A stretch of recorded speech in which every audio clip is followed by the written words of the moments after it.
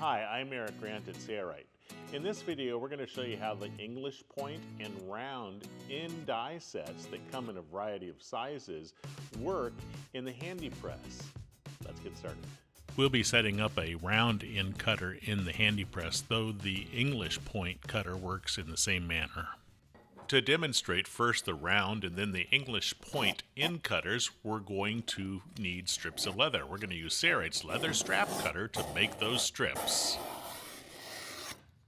It's now time to set up the HandyPress. Slide the workbench onto the base of the HandyPress. Then place the cutting pad on top of it.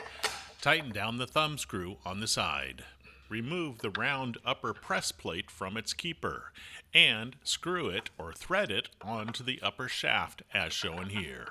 Make sure it's threaded all the way up.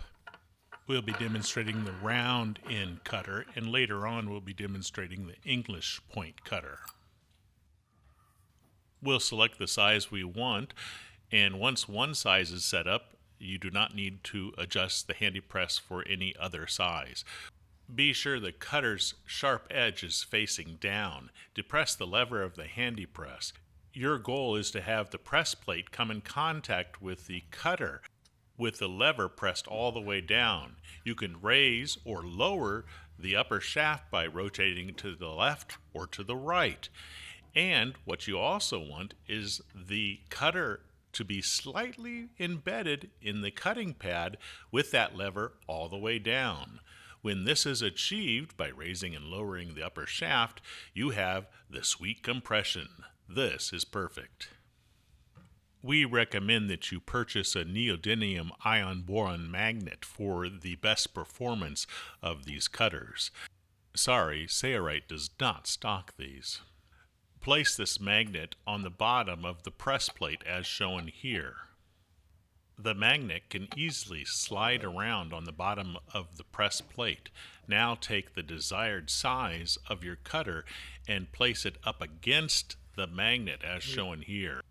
I usually place my magnet in the middle of the cutter.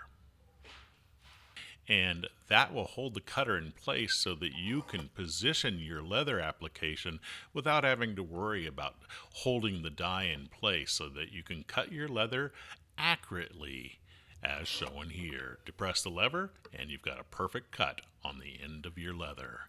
To replace the cutter with a different size, simply pull it off and position the next size right behind that magnet.